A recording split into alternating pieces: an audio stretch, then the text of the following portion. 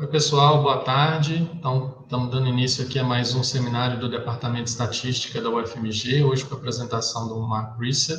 Antes, eu queria só dar as informações, né? Nosso seminário hoje está sendo online, aqueles que estiverem assistindo podem se manifestar com perguntas aí no nosso chat do YouTube.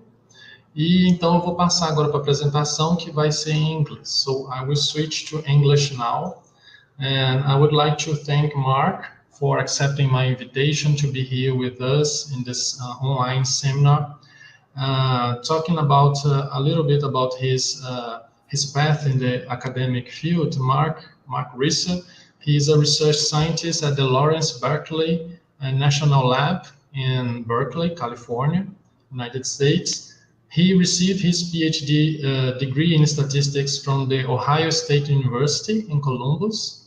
And he also has a Master of Science degree in statistics from the Ohio State University.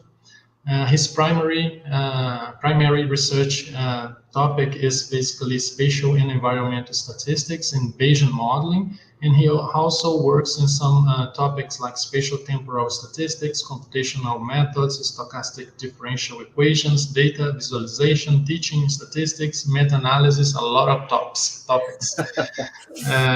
So, Mark, thank you very much for accepting my invitation to be here with us. And he's going to talk about a very interesting topic related to Gaussian process. And he also has a R package to apply the method. So you may begin. Thank you very much. Okay, great. Well, yeah, thank you, Vinicius, so much for the invitation and for the very nice introduction. Really appreciate that. It's great to be here in your seminar. Sorry, I'm not, sorry, this has to be virtual. It'd be nice to be there in person, but anyway, maybe sometime in the future, we'll see. But yes, as Vinicius said, my name is Mark Risser. I'm a research scientist at a national research lab here in the United States. As Vinicius mentioned, my background is in statistics, but I am now working in sort of a climate division that's focused on a lot of things related to climate change, looking at how anthropogenic influences is impacting extreme weather and other things. So I'm really kind of specializing a bit in the climate and climate change world, which is a really fun way to do research as a statistician. You kind of get to apply statistical methods to really cutting edge science problems. So anyway, but yeah, what I'm going to be presenting today is some work that kind of originated in my PhD thesis and kind of grew into a few other directions.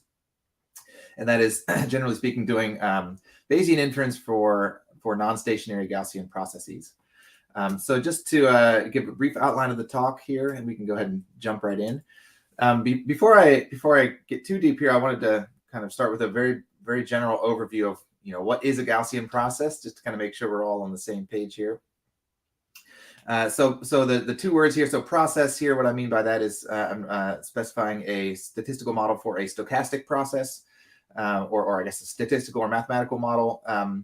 And by stochastic process, I'm talking about a collection of random variables that is indexed over some continuous domain, so some infinite dimensional domain.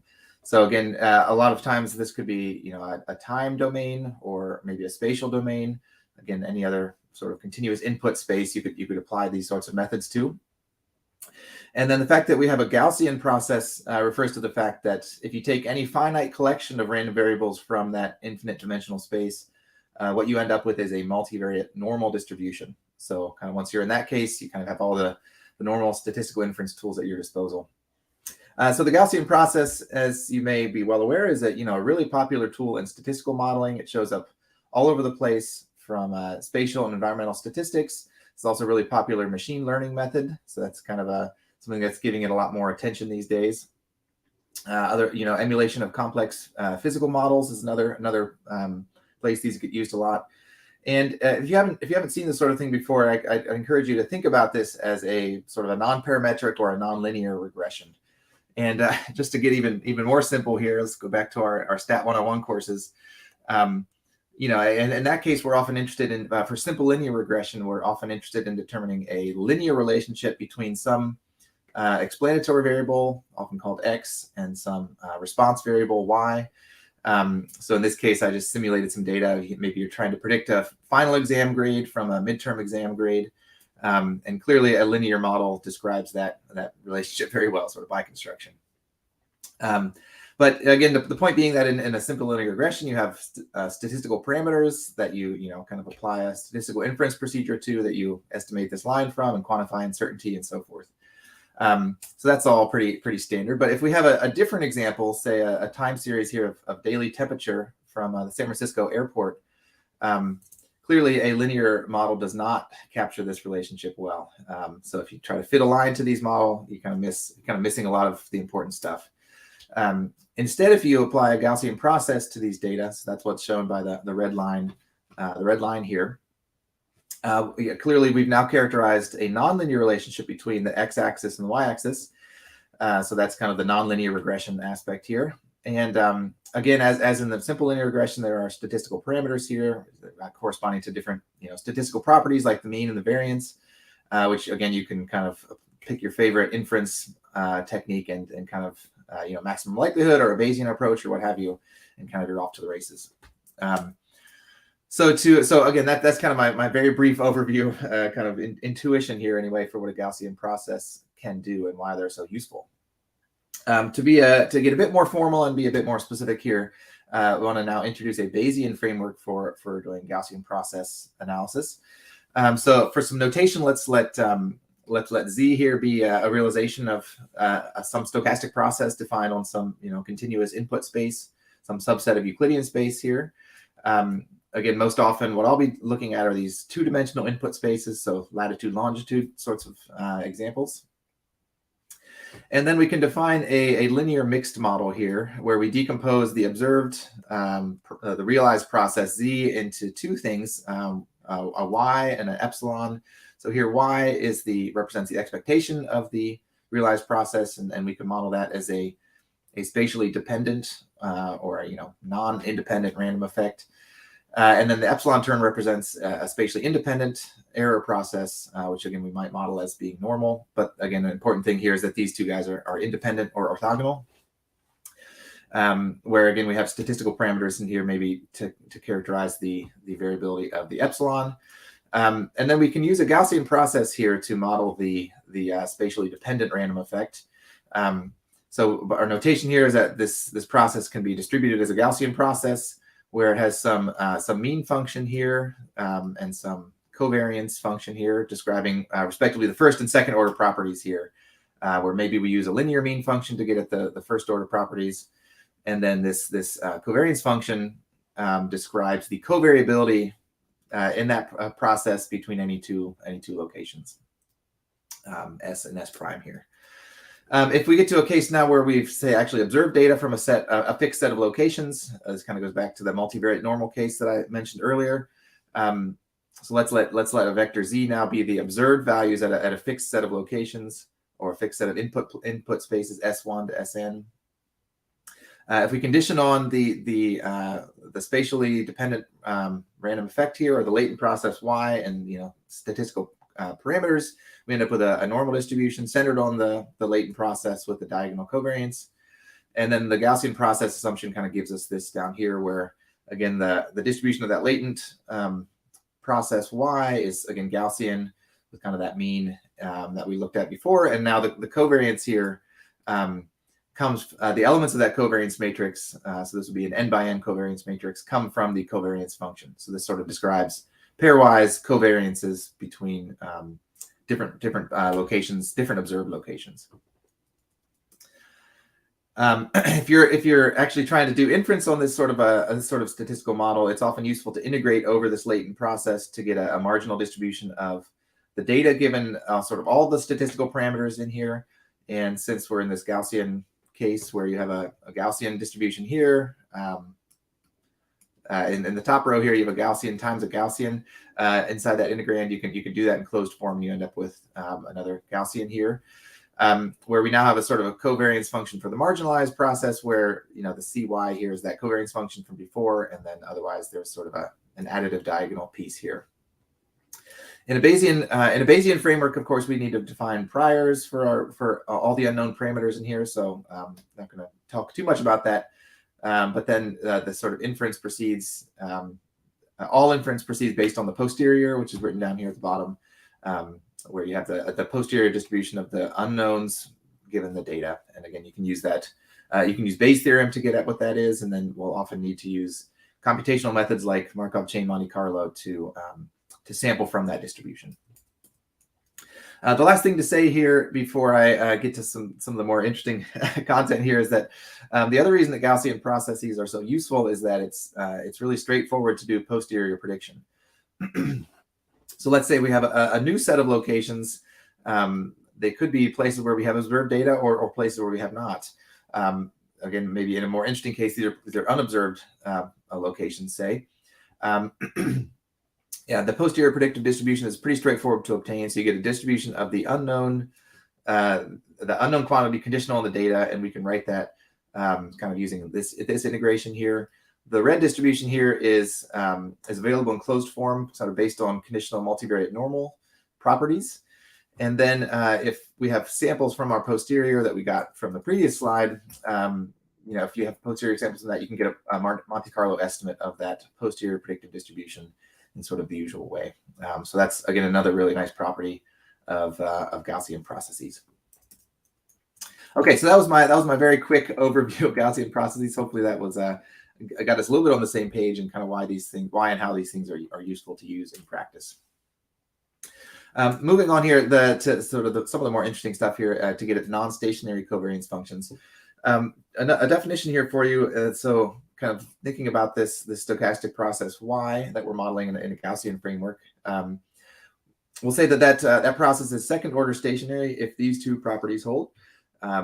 So again, if the expectation of the process is independent of location, so that the expectation is the same everywhere, and the covariance function here again can be written as only a function of the separation vector. So if you have location S and some other location S plus H, the covariance only depends on how far apart the separation vector H. So the implications here, of course, that the expected or the mean behavior of our process is the same everywhere, and that's not really a problem. We can include fixed effects in the mean or some other approach to get at to relaxing that implication. Excuse me, but a bit more seriously, it says that the spatial dependent structure of our process is the same regardless of where we are in our spatial domain. Excuse me. And this is a really really restrictive assumption. It's rarely appropriate in practice. Kind of most real world data would sort of violate this process. So this is a assumption that's often made but rarely appropriate. So what we want to do is to kind of try to relax that assumption, and instead allow our process to be what I'll call non-stationary. Excuse me, where the covariance function again cannot be written as a function of the sort of the separation vector between any two locations. And again, intuitively, this allows the spatial dependence structure to sort of change over the domain, again, which is a more realistic assumption for most real world data. So there's a wide variety of existing non-stationary methods that are out there. The earliest paper goes back to about 30 years ago, and there's been quite a bit of other good work in the interim. However, there are some limitations to what's currently out there. So first of all, applying these things to large data sets is difficult. These non-stationary approaches generally are sort of highly parameterized, and so it can be really difficult to apply them to large data sets. That also sort of feeds into difficulty in computing or estimating or doing inference on these methods. And then a bit of a different direction. There's very limited software for implementing sort of general non-stationary approaches, which, as I found as a PhD student, makes it really difficult to, if you're trying to develop new non-stationary methods, makes it really difficult to kind of compare a new approach with something that's already out there. So it's really difficult to sort of do some sort of model comparison in that case. So this is what I want to try to address with the research here that I'll be talking about today. So again, there's a wide literature out there on different approaches for doing non-stationary modeling. An approach that I'll take here that I think is really useful, but again, by no means the only approach here, is something called a convolution-based approach to doing spatial modeling. And I think this is really useful in the sense that it's a constructive approach. It allows you to kind of take building blocks and assemble them in different ways depending on what sort of properties you'd like the resulting statistical model to have. But the main result here is that, you can take a generic stochastic process can be defined via this kernel convolution here. So again, here, capital W is some underlying stochastic process defined on a d-dimensional space. And K is a kernel function that satisfies some integrability requirements. And then again, depending on what you want your stochastic process Y to look like, you can combine different underlying processes W with different kernel functions to get at sort of a really wide class of stochastic processes. Could be non-Gaussian, could have different differentiability properties. Kind of the opportunities are really endless there. If you, however, kind of get a bit more specific here, if we set W to be a Gaussian, say Gaussian white noise, sort of a spatially independent Gaussian, then you can actually evaluate this integral in closed form and end up with a covariance function, or sorry, you can derive what the covariance function is for this integral at the top. And what that ends up with is that you get a product of kernels inside that integrand. And that gives you a valid covariance function. And this second thing is kind of what makes this approach, I think, most useful, is that covariance functions are a very restrictive class of functions. They have to be positive definite functions. Again, so there's sort of well-known classes of positive definite functions, but generally it's very difficult to derive a new positive definite function. However, the kernels here only have to have these sort of integrability requirements. So again, many things will satisfy that requirement, and by combining them here, you get you have a very flexible covariance function that can be defined in terms of these underlying kernel functions. So again, that gives you a lot of flexibility in how you set these things up. If we get, again, a bit more specific and take a specific choice for this kernel function. So if back here, if we choose this kernel function to actually be a Gaussian density, then we can even end up, and we can even take this a step further. So again, if these two K functions are Gaussian, are multivariate Gaussians, again, that's a great statistical theory exercise to figure out how to evaluate that integral, but it can be done. And what you end up with is something that a closed form covariance function that looks something like this. And the kernel functions are again spatially varying in that they're centered at whatever location you're interested in, but then they have a kernel covariance, this capital sigma term, which shows up down here. So again, the point is that you have a closed form covariance where there's sort of the term here inside the exponential is kind of something that looks like a distance. Then we have this normalizing term out front to kind of ensure that it's a positive definite function. So again, you start with a convolution-based approach to this. If you kind of start making specific choices for that underlying stochastic process, so we assume that's a white noise process, and then again apply a specific kernel function, you end up with a really flexible and non-stationary covariance function. So that's kind of the whole point here. We can take this a step further, and instead of having what you end up with here is sort of a radial basis function correlation or a Gaussian correlation function here. So if we want to make this a bit more flexible, we can swap out the Matern correlation function here, which is useful in that it allows you to sort of statistically model the smoothness or the differentiability of the underlying spatial process in a more flexible manner. So kind of after all that, what we end up with is this closed form non-stationary covariance function that again can be used sort of for general spatial modeling.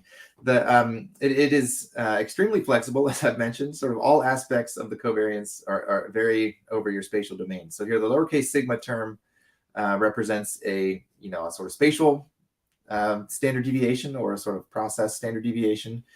The capital sigmas here now describe what's called anisotropy. So that allows the instead of sort of circular correlation patterns, this gives you elliptical correlation patterns.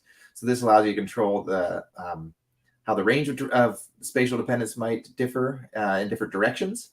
So that's a really useful thing if you have sort of non-circular patterns in your data. And then if we kind of go back to the kind of including the error term in here, we also can let the the standard deviation of that error to vary over space. So again, kind of everything possible that can be is varying over space, which makes this thing really flexible. To actually use the thing, of course, though, you have to somehow regularize each of these things. So we have to parameterize them such that we can actually estimate them. And that's kind of what's up next here. So again, kind of taking this general framework, what I'll kind of go into now is just some general ways of regularizing sort of these covariance processes, you could think of them that way here, such that we can actually conduct statistical inference on them. So starting out with the sort of the standard deviation processes, so that would be like the error standard deviation and then the spatial variance here, or standard deviation. Just kind of thinking about a general modeling framework for those types of things. So they are, they represent standard deviations, so they have to be positive. So we could kind of, aside from the trivial case where we keep them constant, we could use things like generalized linear models. So maybe here log linear regression, where we used covariates to describe variability over space. Again, kind of a number of different things you could do there. Or we could even take a sort of an even more flexible approach and apply essentially a Gaussian process to the parameter fields. So this is kind of goes back to some work by Chris Pachorik and co-authors in 2006, where they again applied these sorts of things to let the parameters sort of vary smoothly over space. And again, probably other options could be used here, but this is just kind of an example of how we might start to parameterize these things to actually model them statistically. The other thing we need to think about here is this anisotropy process. So this again controls the direction and sort of the magnitude and direction of the dependence. So this is now the slightly more challenging thing here is that these are now this is now a matrix. So we have to again, in a positive definite matrix. So we have to sort of model this in an appropriate manner. Again, setting aside the trivial case where we kind of don't let this thing change over space, we can use the idea of covariance regression. So this is some work that I did in my thesis where it's essentially a regression framework for positive definite matrices. So that's one thing, kind of using covariance, you can model changes there. Or we can take sort of a component-wise regression approach where we decompose the covariance matrix into, say, its Eigen Decomposition. So in the 2x2 case, the gamma here represents, represents eigenvectors, and the lambda here represents eigenvalues. So that's kind of what's shown here. And that's, there's for a 2x2 symmetric matrix, there's 3 unique processes there. So you can, sort of assign generalized linear models to each of those things to let spatial covariance, again, describe variability there. Or you can even kind of be more flexible and use a latent Gaussian process here as the prior, essentially. So again, just some general ways of thinking about how we can parameterize and actually model these things. So kind of wrapping it all up, we have a framework now for doing non-stationary covariance function modeling that arose from this sort of convolution process, a convolution framework, but kind of been generalized to be as sort of flexible as possible. And now we have kind of a set of tools in our toolbox to model each of the covariance processes that are attached to that covariance function. So that, for a particular data set, we can sort of plug and play different choices there to get a statistical model that fits our data well. So again, this is really flexible. Like I've said, you can use, we can characterize spatial variability in these statistical parameters deterministically via covariates or even stochastically. They give us, especially for those regression-based approaches, they give us a really parsimonious representation of the non-stationary covariance function, which really helps us out with computing and kind of especially Markov chain Monte Carlo. And then again, especially for these covariate-based approaches, they give us interpretable summaries of why a spatial process of interest is non-stationary. So it gives you insight into, again, what sorts of things are driving non-stationarities in your data, which is, again, really useful output of these sorts of approaches.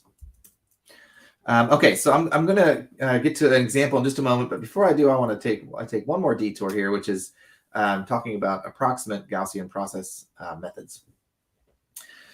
So if any of you have applied Gaussian processes before, you know that there can be some challenges as you start to apply, as you attempt to apply them to larger and larger data sets. You know, again, what's at the core of all this is a multivariate normal distribution.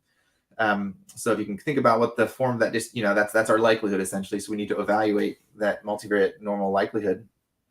And you can think about there what that distribution looks like is there's a quadratic form involving a linear system where you have to, you know, invert a large matrix, and then kind of out in front of that is there's a determinant that you have to take the determinant of a large matrix. So again, if you have capital N data points, this means sort of those matrix operations mean that you have to have on the order of n squared memory, and you know, on the order of n cubed computations to kind of evaluate those solve those linear systems, and also calculate the determinant. So that's fine, but you know, as you start to get to larger and larger data sets, these limitations become really limiting. And you know, once you get past, say, 1,000 measurements, your computations are going to get really bogged down by these limitations. So again, this is a general property, general limitation, really for any Gaussian process, but especially for a non-stationary Gaussian process, it's challenging because you know, if we have more statistical parameters, we probably have to you know, evaluate the likelihood more times for optimization or MCMC, so that kind of makes this even harder. There's again a large literature out there. This is sort of a really hot topic area for statistical research, is how to develop in most cases approximate methods that somehow get around these memory and time complexity limitations. And there's a really nice paper here by Matt Heaton that a huge list of co-authors where they brought together people who've done work in this area and had them sort of fit their method to a common data set and sort of compare and contrast. So I'd highly recommend that paper if you want to see a review of the general types of approaches that people are developing for these sorts of approximate Gaussian process methods. I'm gonna go a little bit deeper here on a specific one of these methods, and that is the Vecchia approximation. I think this is a kind of intuitive way, or sort of if this is something new, this is a kind of a good introduction to this topic. And again, this is nothing new. This kind of goes back a few decades now, to the late 80s. And the main idea here is that you can get approximations and then corresponding computational sort of shortcuts by conditioning on subsets of your data. So you know, taking any multivariate distribution, if you think back to your introductory stat courses, you can always write a multivariate distribution, probability distribution, as a product of conditional distributions, where you know, you condition on, if you have your data ordered from 1 to n, you kind of take conditional on all preceding indices to give you an exact representation of this multivariate distribution. Of course, this doesn't give us any computational savings yet, because as the index I gets larger, you have sort of larger and larger conditional distributions. So that's still a problem. But the main idea of this Vecchia approximation is to replace sort of this full conditioning set here of all the preceding indices with some subset or a subvector here. I guess I'll call that G, where usually the things that we choose in that subvector are somehow, in some sense, near the location of interest. So this gives us an approximate distribution here. It kind of looks the same, but instead of conditioning on all preceding indices, you condition on some subset. And so, of course, as you let that subvector converge to the sort of the full conditioning set, you get you know, the approximation converges to the exact distribution. But of course, for computational efficiency, we'll usually try to keep this conditioning vector pretty small, so 10 or 20 or maybe 30. And then kind of thinking, so that was trying to apply this to the method, the model that I've set up before. There are two specific methods that can actually both be seen as a special case of this Vecchia approximation. And so for reasons that I'll say in a minute, I'm going to implement two of these. So the first one is called the nearest neighbor Gaussian process for the response, or NNGP. And the other is called the sparse general Vecchia. And again, both of these extend this framework to the joint distribution of, again, the latent process Y, like I described before, and also the data, where, you know, you can the statistical model set up such that for the data, you condition the data on sort of the corresponding latent value, And for the latent process, you condition your conditioning set is some combination of the latent and latent process and the data. And again, the difference essentially between these two methods is that they specify different algorithms for determining what the conditioning set is, essentially for these guys here. And again, without going too deep into this, there's a lot of details that are important, but kind of skipping over those for now. The reason these are useful is that now the approximate likelihood that we can evaluate these in order n time. So this is now linear scaling as opposed to cubic scaling, which again helps us to implement these sorts of things to larger data sets. The reason I've chosen these two specific ones is that they kind of present a bit of edge cases here for sort of quality of the approximation versus the speed of the computation.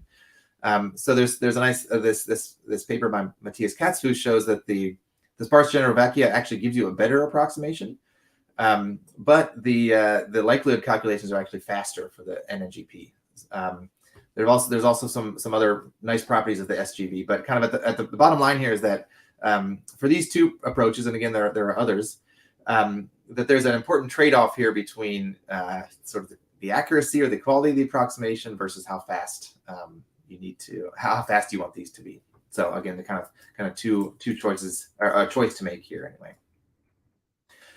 Okay, so that's the end of my brief overview here on approximate GP methods. Happy to take some questions on that at the end. Before I get to the application, I wanted to give a brief overview of a software package here I've developed that essentially allows you to implement all the methods that I've been talking about so far. So this is an R package. Bayes NSGP is the name here. So that's stands for the Bayesian non-stationary Gaussian process. And the goal here anyway is that it enables off-the-shelf Bayesian, sort of fully Bayesian analysis for spatial data sets. And again, the idea being that this can be done on a personal laptop or any computing environment that you might be using. And it does implement everything that we've talked about so far. So this non-stationary covariance functions, as well as these approximate GP methods. So the idea is that you can start to apply these sorts of methods to larger data sets than would be possible when you're using sort of an exact likelihood or exact Gaussian process. This does utilize functionality from this really useful package Nimble. Would highly recommend that if you're doing a lot of Mcmc. This is a great way to sort of streamline Mcmc.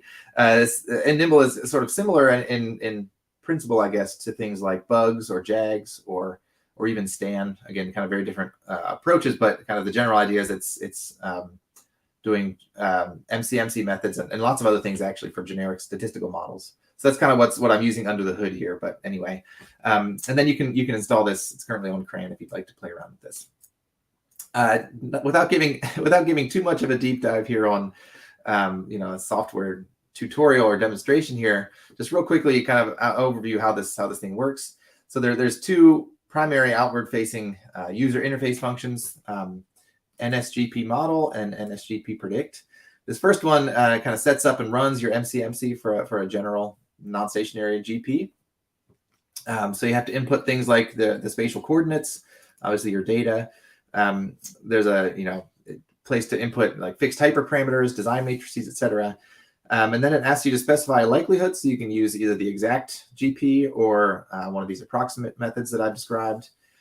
And then for each component here, for the tau, which was the standard deviation of the error, and kind of the other parameter processes here, you specify different submodels. So you can either have a spatially constant or using some sort of regression-based approach, or so on and so forth. Once you've set up and run your Mcmc, then there's a sort of corresponding function here to do posterior prediction, where you input a model as well as maybe prediction coordinates and other necessary things there. And then just the general workflow for this NSGP model step here is that you first set up your model, kind of using the syntax in the previous slide, and then we really have the Nimble tools available at our disposal to create and sort of customize a Markov chain Monte Carlo algorithm. And again, this is really useful in that it quickly allows you to customize the sampler to do adaptive sampling, block sampling, so you can do sort of multivariate sampling. There's a whole suite of other tools available there at your disposal that you can kind of, and again, the point is that you can very quickly try different combinations of them to kind of see what works best for a particular data set. Again, MCMC often feels like more of an art than a science, so this is kind of trying to help out with some of those general difficulties that you have with kind of fine-tuning an MCMC algorithm to work for a particular data set. So once that's all been done, then the model is built and compiled. And kind of the other nice thing here about Nimble is that it includes a C++ compiler. So actually everything is compiled and sort of run in C++ to get a speed up here. But at the same time, all this sort of happens behind the scenes. So there's no C++ coding here or anything like that. The software package does all that for you. So you're only using this interface in R. And once you've done all of that, then you're finally ready to run your MCMC for maybe a certain number of iterations and kind of do the usual MCMC stuff from there. So I do have a few vignette demonstrations. I was just talking to Vinicius here at the beginning. I keep meaning to get these on the internet. I have not done so.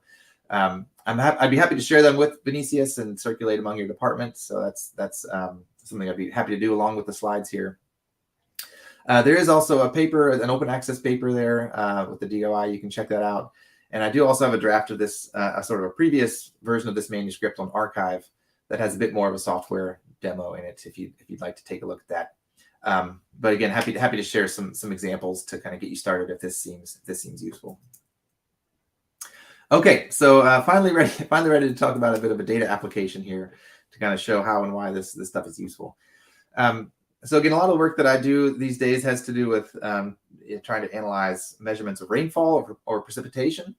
So what I have here is there's this database of weather station measurements, in situ measurements. It's called the Global Historical Climate Network, the GHCN. And this database actually has weather stations from all over the world. There's maybe 100,000 records that are included here. Many of them go back many decades or even to the early 1900s. If we kind of zoom in, sorry for the U.S. bias here, but if we zoom in on the continental U.S., the contiguous U.S., there's a set of about 2,300 stations here that had no missing values over October 2018 through September of 2019. So that's sort of the United States water year. So what I did was I took daily measurements from those stations. I just averaged over time, so kind of ignoring the time dimension.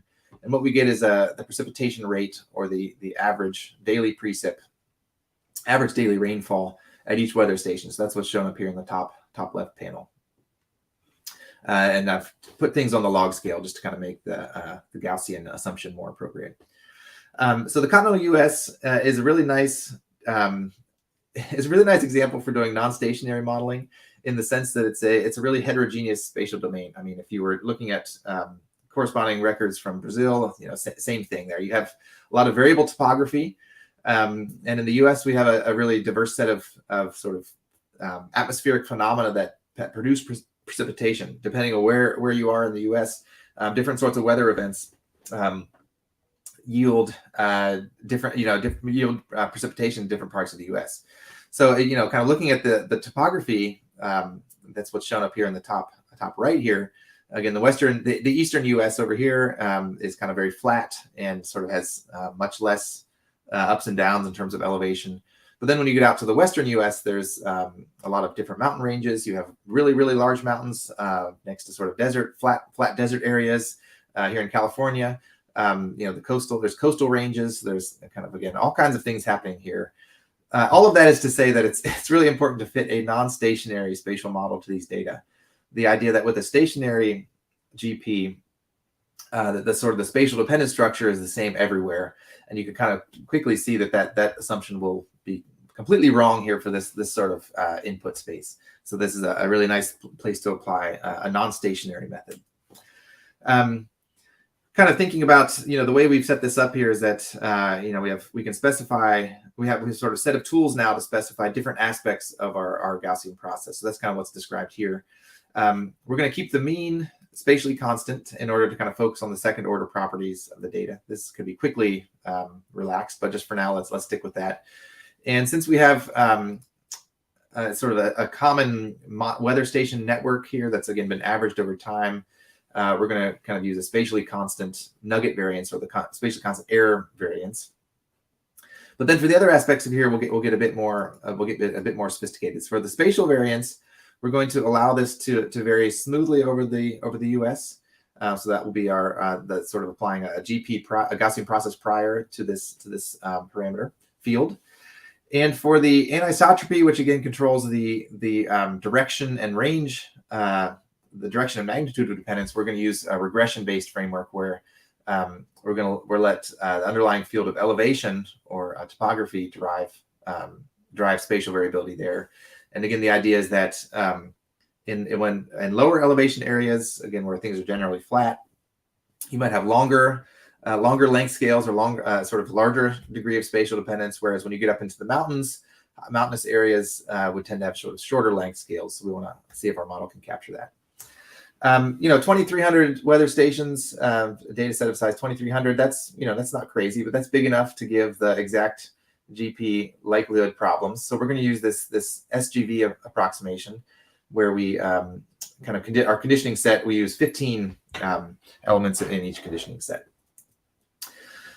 So again, we can kind of utilize this software package that I've said to fit this model, and we end up with a relatively large number of statistical parameters to estimate. We have about 67 of them. Most of them come from this approximate GP that we've applied to the spatial variance. So that's kind of where the challenge arises here. So for most of these things, we can kind of use standard MCMC tools, adaptive random walk samplers, or maybe sort of small block random walk samplers for other pieces. But we're going to need to get creative for the spatial variance. So again, we're sort of representing the field in sort of a low dimensional space. So our parameters represent sort of spatial parameters.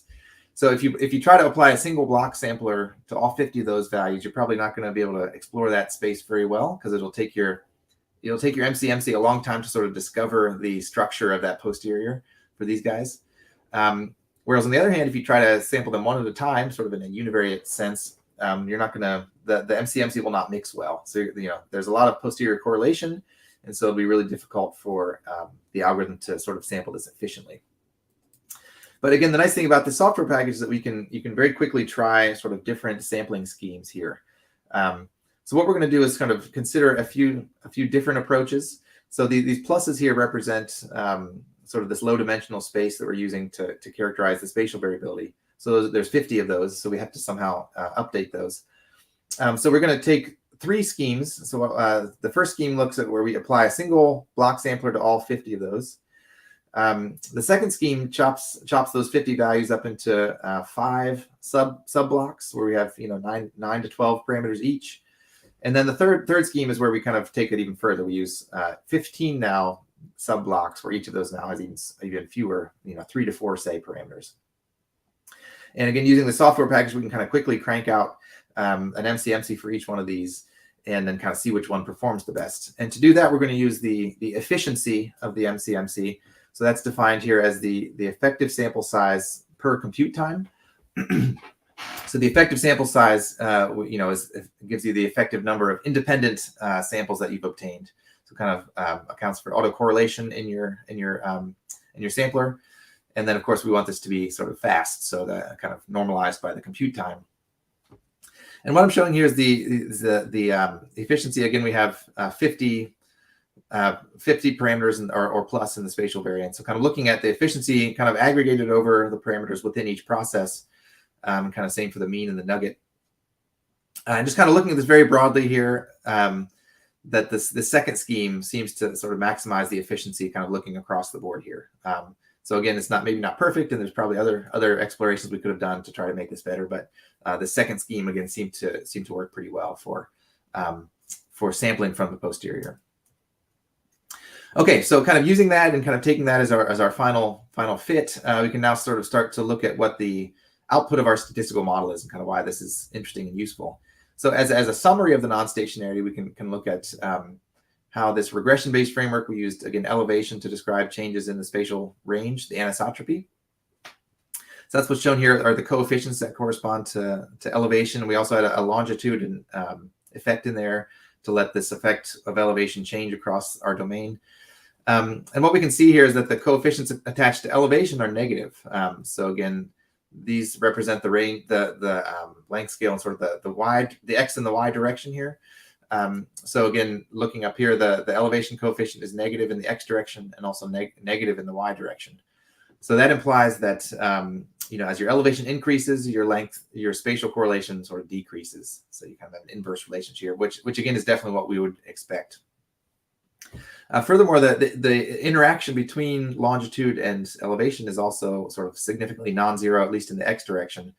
So that says that the relationship between elevation and the spatial dependence sort of is different for the Western U.S. versus the Eastern U.S. So again, that's something we might have expected to see. And if we convert that to a map to kind of see what this looks like, this again shows the geometric average here of the two eigenvalues. So this kind of is a scalar summary of how this thing changes over space. Now, clearly, this map is being driven by the underlying elevation map. But again, we get some really nice properties where you have much shorter. And the units here, sorry, are in a distance in distance here. So the length scales are much shorter in the mountain west here, where there's a lot of variable topography, and much longer length scales along the coastlines where the elevation is much flatter. So there's a lot of interpretations you can get from this to sort of try to understand how and why the data are non-stationary. The spatial variance was the other thing that we tried to model in a spatially varying manner here, and so that's what's shown here. This is the sort of the variance of the signal here. So this is the units here are in precipitation, so log millimeters per day. And again, it shows how this changes over the domain in kind of a smooth manner. And again, kind of nice things emerge. We see that we have much smaller variability here in the Eastern U.S. That's again what we would have expected, and much larger variability out here in the Western U.S. Again, kind of related to the underlying topography. So again, we can kind of see gain understanding here into how and why our process is non-stationary. The last thing here, I think this is almost my last slide here, is just to kind of take this one step further with the posterior prediction. So again, you remember we started way back here with sort of an incomplete picture of what of the spatial distribution here of what precipitation, average daily precipitation looked like across the U.S. And in this posterior prediction framework, we can convert that to interpolate that essentially using Kriging to a high resolution grid, so you can kind of get a much clearer picture of that spatial distribution. And then also importantly, kind of coming along with it, the other reason that the Gaussian process is so useful is it kind of has built-in uncertainty quantification. We can also get a posterior standard deviation to see where our predictions here are more or less certain. And as usual with the Gaussian process, the uncertainty is a function of how far away you are from the nearest data, from the nearest measurement. So you can kind of see the uncertainty is less where you're kind of at a station location. That's kind of what the blotches are coming from. But sort of the background variability is sort of varying here as well. Generally much lower uncertainties in the Eastern U.S. as opposed to the Western U.S. And that again comes from this non-stationary that we've imposed. Okay, so that's about it. The last thing I wanted to say is maybe this slide should have been earlier, but just to kind of really show you the differences in the computational times for applying these different methods.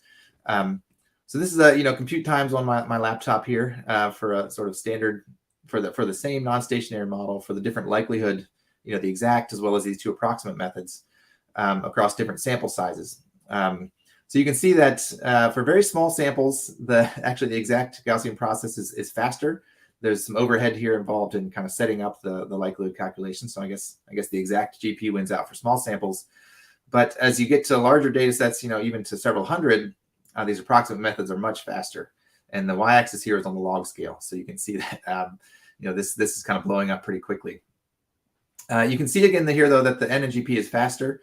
So it's the blue line here is less than the green line, kind of across sample sizes, such that even when you have 10,000 data points here, you can get a likelihood evaluation in about a second. So that's nice. But this does sort of drive home the point that at least in its current formulation, this is not really going to be scalable to millions, say, of measurements.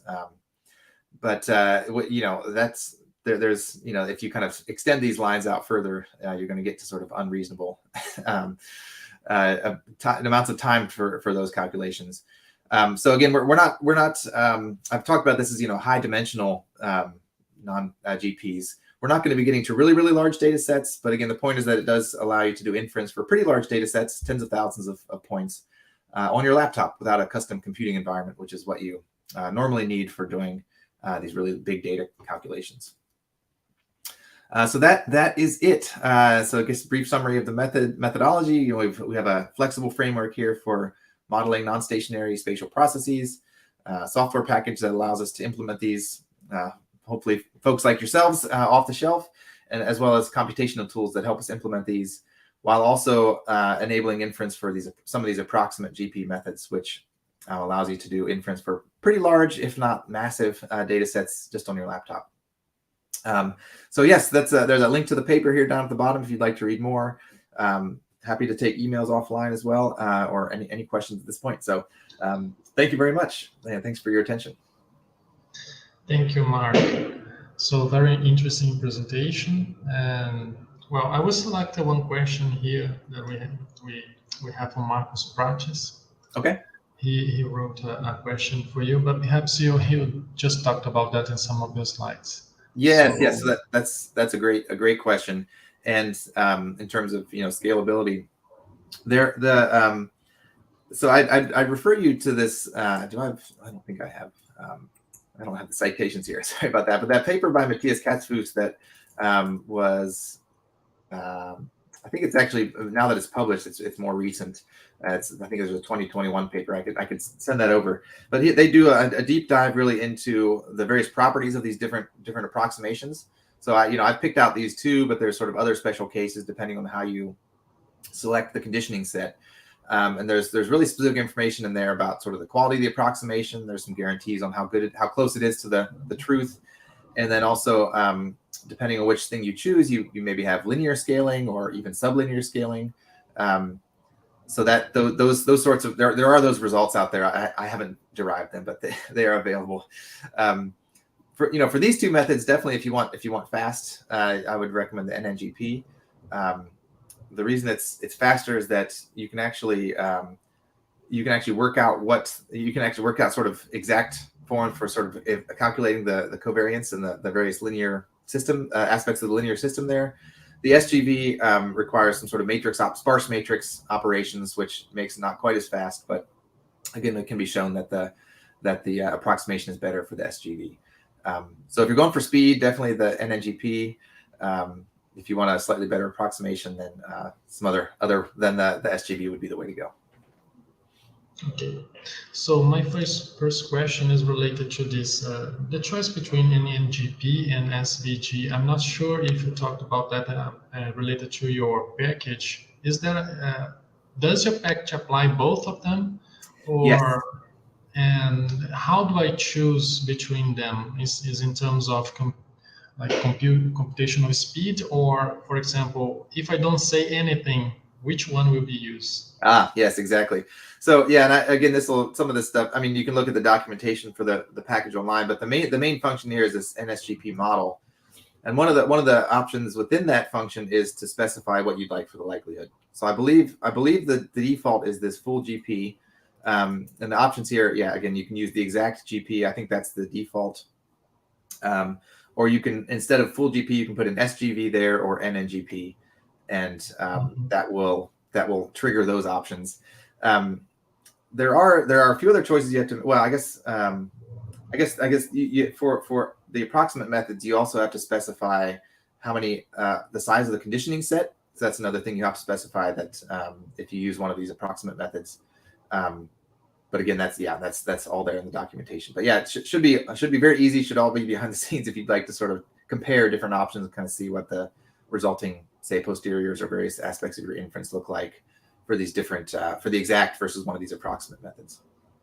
Okay, and you mentioned that your package is using Nimble, right? Yes. To perform the Bayesian inference. So the user. Anyone using your package should know how to implement a model in Nimble, or there is some sort of like a mask, something like that your package will translate the language to appropriately Nimble. Yeah, that's a great question. I think you do need some working knowledge of Nimble. So again, I've tried to spell some of that stuff out in some vignettes and demonstrations that I have. So again, I'll email those to you, Vinicius, to distribute if you'd like after the seminar here. I mean, yeah, it does kind of come back to, I've said that this is doing off-the-shelf Bayesian analysis, and I mean, in a way that's true, but it's not to suggest that it's fully it's not fully automated, I guess. There's the nice thing about these non-stationary methods is that they are very flexible. And so I think it does really require a sort of from the start, it requires a knowledge of the data set that you're working with and sort of how or why you might want to model non-stationarities. So that, that there's flexibility, but you have to use that wisely, I guess. And then furthermore, I mean, the other challenge here is that when you're doing Mcmc for sort of these high dimensional posteriors, like when the dimension of your parameter space is really large, the Mcmc is just really difficult. So the point here is that this allows you to customize it, and there are certainly default. You can use this without customizing things at all. There's a default way of configuring and setting these things up. But again, if you kind of want to use this wisely, again, it's good to have a little bit of experience in knowing how to, try different ways of implementing the sampling. Again, the point here, I hope, though, is that the software package makes that, you have to know the syntax for the software package, but it does all the implementation for you. And that makes it really easy, in my experience, to try different things. Whereas if you're hand coding an Mcmc, I think we've all probably been there, or it's a good experience to have for sure. But yeah, if this, it can be really difficult to try different samplers or kind of to group things in different ways. And that's all very straightforward here using the Nimble package. So anyway, yeah, it's there is still some expertise required, but that's sort of, I think, as much due to the nature of the methodology as it is with the particular software package here. Okay, so I would like to move to the slide 18. Okay. I have a question about the expression shown there. So, for example, this covariance function, you present a structure where there is like a sigma s and sigma s prime.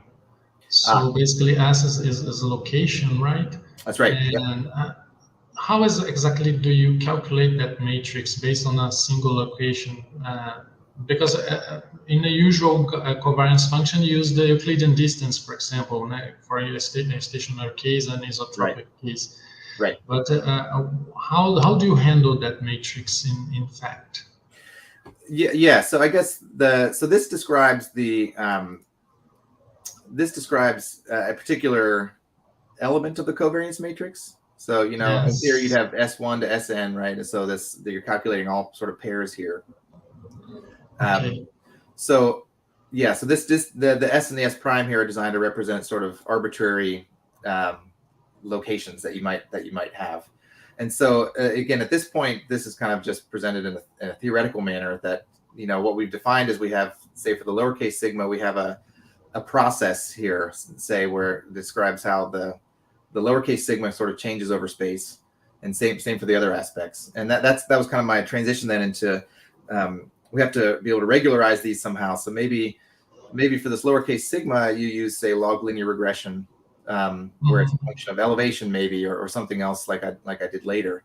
So in that case, there's maybe some regression coefficients, but then you plug in the elevation, say, of location S or S prime or any other location.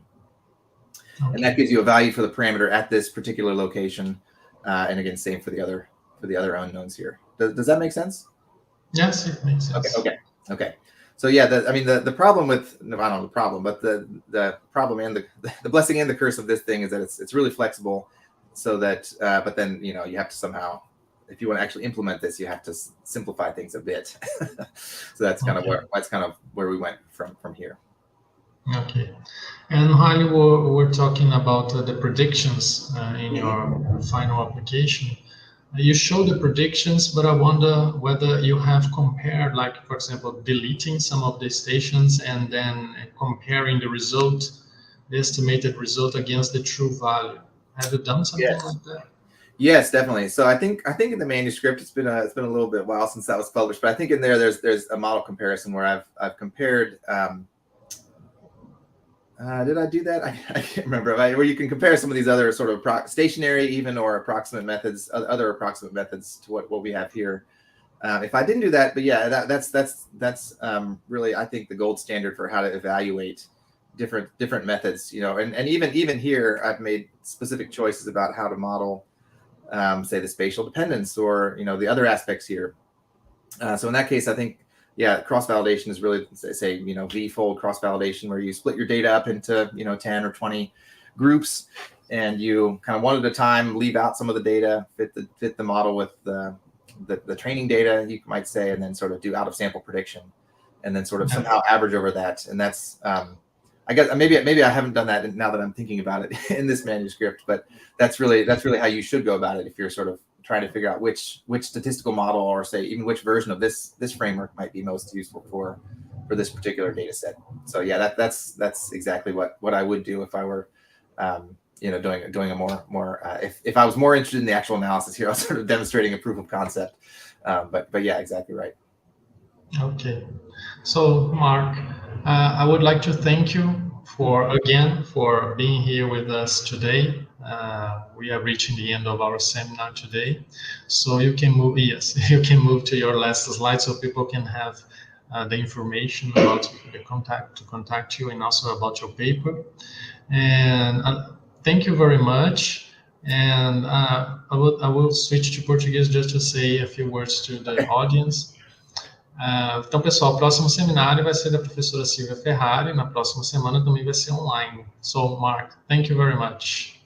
Thank you so much. Yeah, it was really nice to be with you all. Happy to take questions over email. And Vinicius, yeah, I'll send some stuff over to you here with the slides and other things, if that's of interest. So, yeah, thanks. Hope everyone has a nice rest of the day. Thanks.